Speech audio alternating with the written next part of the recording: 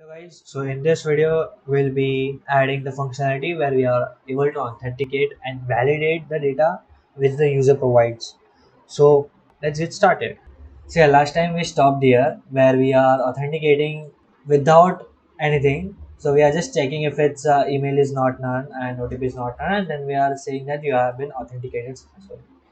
So for that, now I added email IDs, two email IDs and two OTPs inside database.yml. So this is a YML format of the database. And I used constants so that I can reuse my strings inside the code anywhere because we will need this many times. So I used request slot, then email and OTP, and this is the path where it will get the path from OS, and this is the DB file database.yml as shown. And for DB columns, the user email, users, and user OTP. The database utils is the main file which will validate the user. So here is the first function which will validate user with the help of user email ID. So this will check if the user is present, user email ID is present inside a database or not. So now here I'm default is false, and if the user email ID is present in the users column, then it will change it to true and then we'll return it. So in the valid OTP will capture email ID and OTP. So both will be captured since we have to get the to check the OTP inside that particular user email ID. So this is the hierarchy as I shown. So that's why, and it will the same procedure. Default will be false and validate, then we'll change it to true as if it's matching or not. So now I also added some utters which are email not registered. So what it says is, since your email is not registered with me, so register yourself on website. And not valid, not valid means there is something else which has been added, like blah blah blah or something else kind of. So it will say that the value you had added I wasn't able to understand, and can you please provide registered email ID. And the OTP is not valid, so if there is any kind of OTP, so it won't be valid. Okay, so it's just one that's not registered or not valid, that doesn't matter. So I just added not valid. So now it will say that you provided the OTP is not valid, so can you provide me the correct OTP. And yeah, that's it. So I added this much, there's nothing more changes I added. So now we'll add this class which is validate auth form. So let's go inside actions and get started with this. So I'll add class validate auth form action. So this will be form validate action. This should you should import this inside the Rasa HD, from the Rasa SDK. Okay. So now we have to add name of this function. So name will be written, and then we'll see it as validate auth form, just like this. And then inside just type validate, so you will get a function, and just add the name of the slot. Mine is email, so I'll add email here. And then inside the arguments you have to type value, which is ours is text, so I added text. You can change it any way you want to. And then we'll first of all check if email sorry the value is not none and valid user, and will provide the value. So how it goes, it's left to right in Python. So first it will check it's not none, then it will go in this function and validate. So if we get true, then we'll return slots. So for that I'll do is return slots, and it will be an empty dictionary. So now I'll add email as constant, and then I'll add the value. So now we are returning the slots as this, and inside the else, what we'll do is first we'll check that if value is none, then if it's none, then we have to dispatch an utter.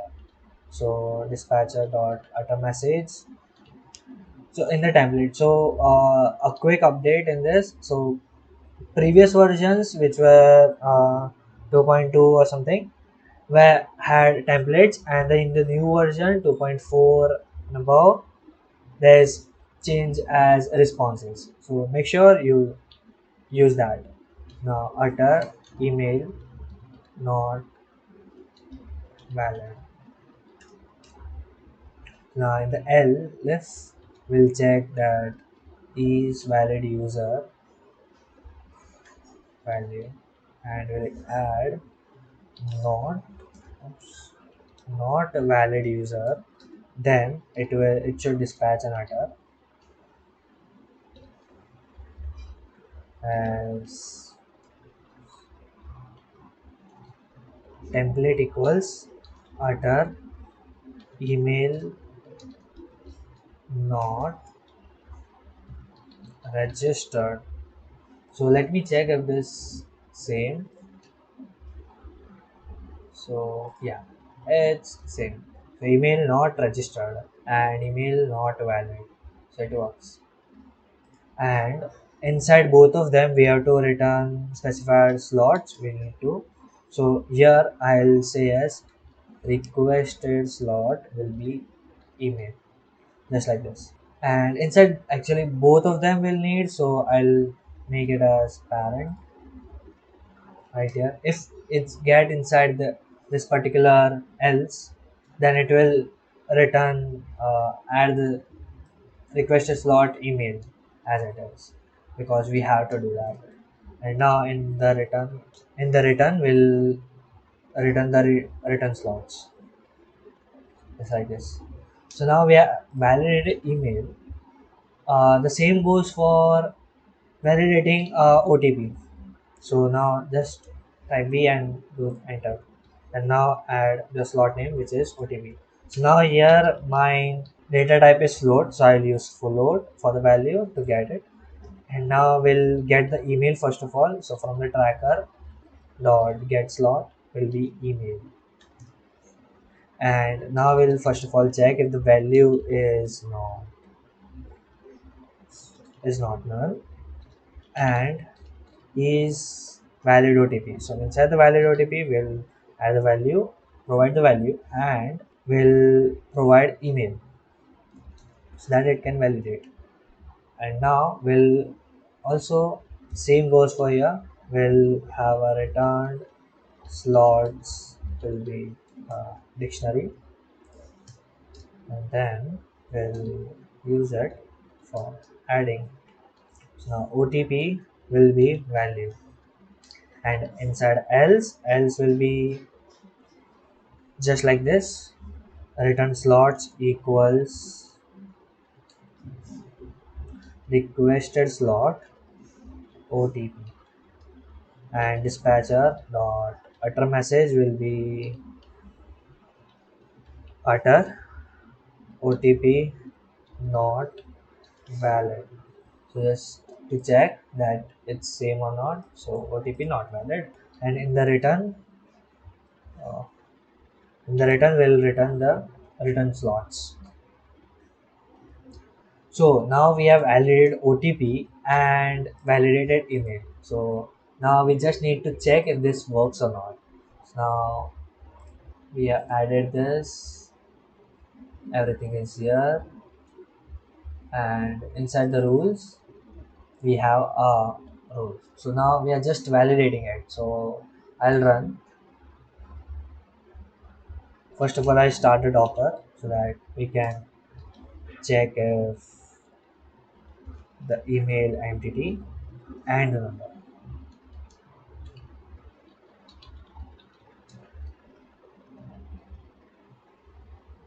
Okay. Okay, it's already running, so it's alright for me. Conda activate Rasa. This is my environment which I used earlier in the previous video. So now just I have to do Rasa shell, and till then it gets started. So I'll also activate here, and I will start Rasa action server.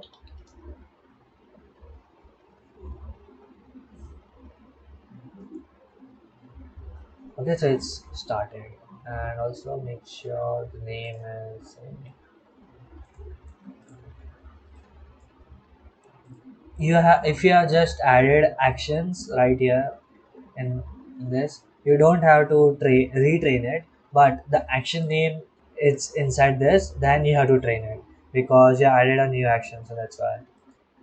So make sure you add the changes and retrain your model by adding the utter. So I'll say hi and then log in. So first of all, I'll try with different email. So let's say me at the rate yahoo.com.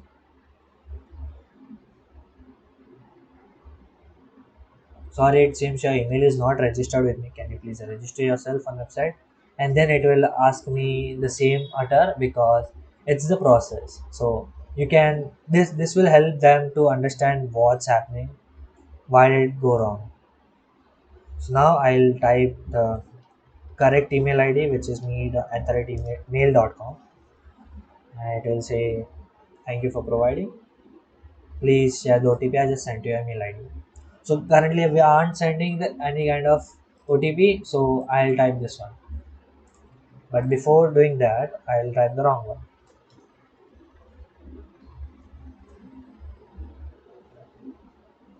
So OTP is not the OTP provided is not with me.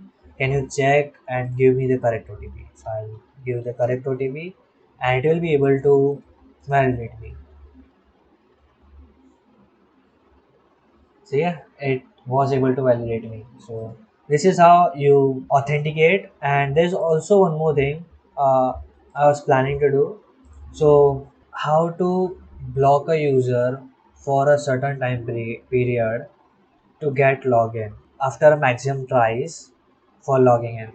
So this is a cool functionality, and it is really helpful in the real world. So I thought to create this video. There's a condition for that. So if you guys get me 20 likes on this video, I'll create that video and upload it within 3 days after I get 20 likes on this video. So do whatever and get this video 20 likes at least, and then I'll create this video. And make sure you subscribe this channel, and if you have any doubts you can ask me in the comments, and if you have any suggestion for further videos you would like to see, add that into the comments. So, thank you and see ya. Bye.